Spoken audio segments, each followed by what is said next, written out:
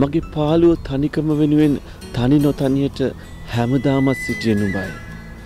මට වෙච්ච සියලු දුක්ඛම් කටළු වේදනාවන් විදතරා ගන්නට දුක බෙදා ගන්නට සිටියෙත් නුඹම තමයි. නමුත් වතු සුදුමල් වැට අද්දරින් වලාකුළට මුවා වෙලා මගේ සිහිනය හෙට මල් පල දරනවා. නුඹට සමුදෙන්නට මට සිදු වෙනවා. දයාබර කඳුල නුඹට අවසරයි මගෙන් සමුගන්නට. කඳුල ඉතින් සමාවියන් අපි වෙන්වෙමු අද හවසට මගේ ගෙපැලට ඇෙනවා සිරියහනේ තනි රකින්න. යවන ප්‍රේමය ගැන කතා කරනකොට හදවතට ලැබෙන්නේ සුවිශේෂී ස්ථානයක්.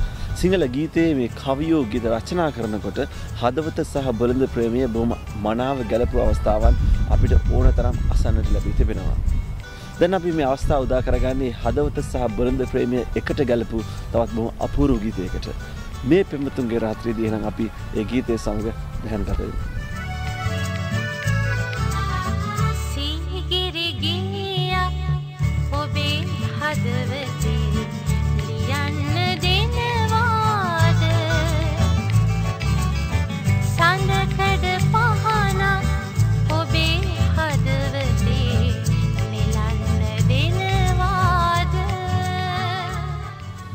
පෙම්වතුන් දෙදෙනෙක් ආදරයෙන් වෙලිලා ඉන්නකොට ඔවුන් විශ්වාස කරන්නේ ඔවුන් පෙර සංසාරයේ පුරුද්දටයි මේ සංසාරයේ එකට මුණ ගැහුනේ කියලා.